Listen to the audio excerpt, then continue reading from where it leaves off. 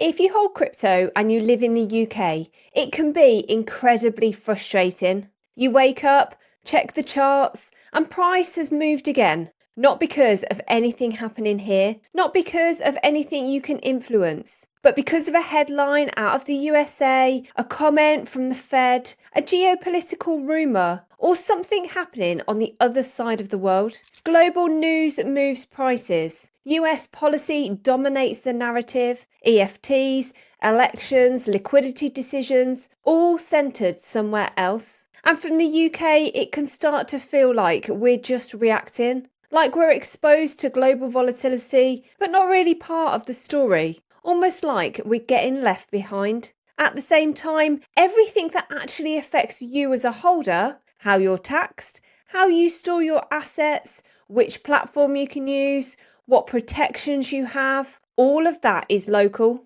And that disconnect is exactly why I wanted to bring this video back to the UK. Because instead of reacting to every global headline, I want to talk about what's actually changing here, what will affect you directly, and how to integrate regulatory change into your portfolio without fear, panic, or constantly feeling like you're on the back foot.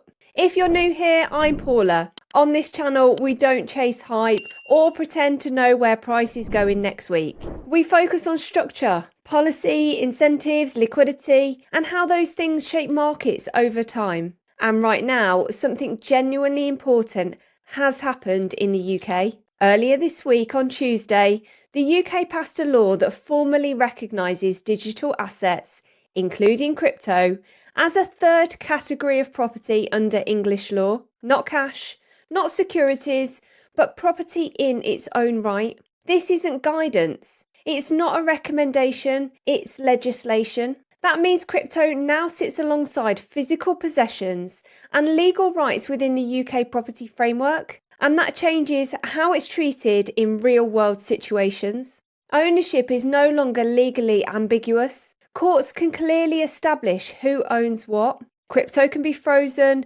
recovered, or disputed in legal proceedings. It can be properly handled in insolvency cases and estates. The UK crypto industry body, Crypto UK, was very clear about why this matters. It gives digital assets a clearer legal footing in cases involving crime, fraud, and litigation. This isn't about encouraging speculation or pushing people to trade more. It's about acknowledging reality. Crypto exists, people hold it, and the legal system now has a framework to deal with it properly. And once you have property rights, everything else can start to plug in. That's where regulation comes in. And this is where it's important to be precise, because UK regulation often gets talked about as one big scary thing. In reality, the focus has been very specific. Over the past year and a half, the FCA and HM Treasury have been looking at the points where people hand over control or take on hidden risk, how exchanges list assets and prevent market abuse, how custody providers safeguard customer funds and separate assets, how staking services are structured and how risks are disclosed, how lending and borrowing platforms manage counterparty exposure, and how stablecoins are backed, redeemed, and potentially used for payments. What's notable is what they're not doing.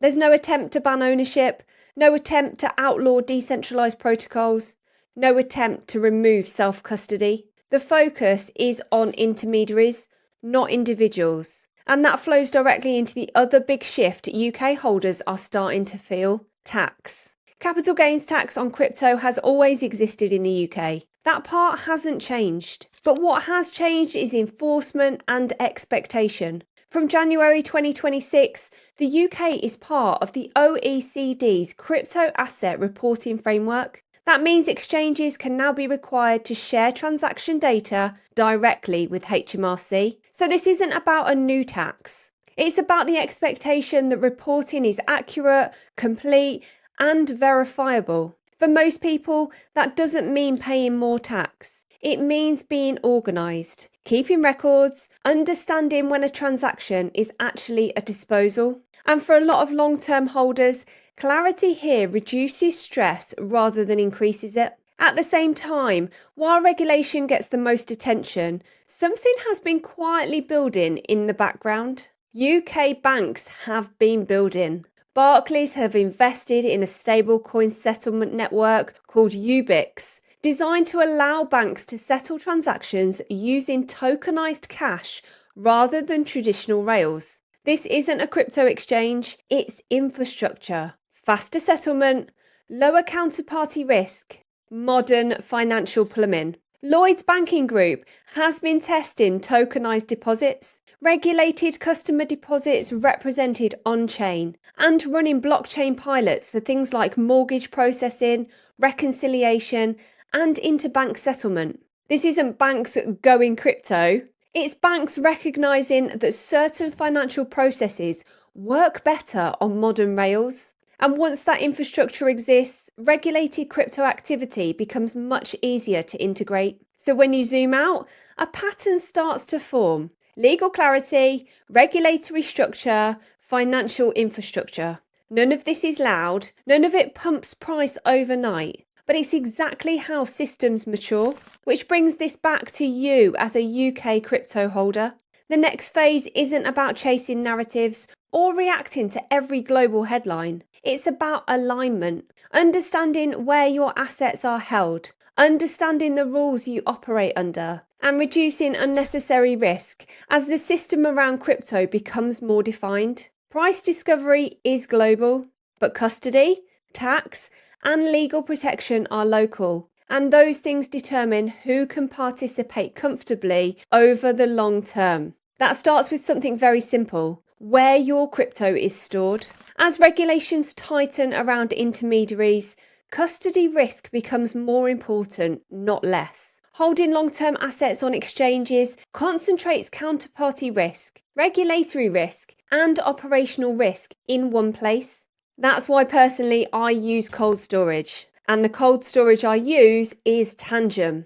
I only ever recommend products I actually use myself. Tangem is simple, secure, and genuinely practical, especially if you're holding crypto long term. There's no seed phrases written down on paper, no complicated setup. Your private keys stay offline, and you stay in control. For UK holders navigating clearer regulation and higher reporting expectations, separating ownership from platforms matters. I've negotiated a discount with Tangem specifically for my community. So on top of any discounts already on their website, you can use my code Paula for an extra 10% off. All of that is linked below. Beyond storage, it's also about being intentional with activity. More clarity means more friction for constant churn, more record keeping, more complexity, more mental load.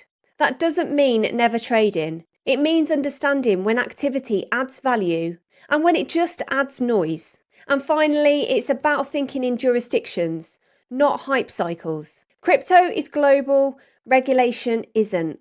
If you're UK based, understanding UK rules and planning within them isn't limiting, it's an advantage. Clarity rewards people who use it. It's easy to feel disconnected when global headlines dominate crypto price movements. But underneath all that noise, the UK is putting structure in place. Legal recognition, defined frameworks, modern financial infrastructure. Those things don't show up on charts immediately, but they shape the environment in which future growth happens. The UK isn't rushing this, and for long-term holders, that may be exactly the point. If this helped you think more clearly about crypto from a UK perspective, give the video a like. It really does help the channel. And if you want to know the exact strategies that we use in the Crypto Wolfpack to make money in both the bull market and the bear market, we've made a completely free trading course for you. It's called the Crypto Liftoff course, and the link is in the description below.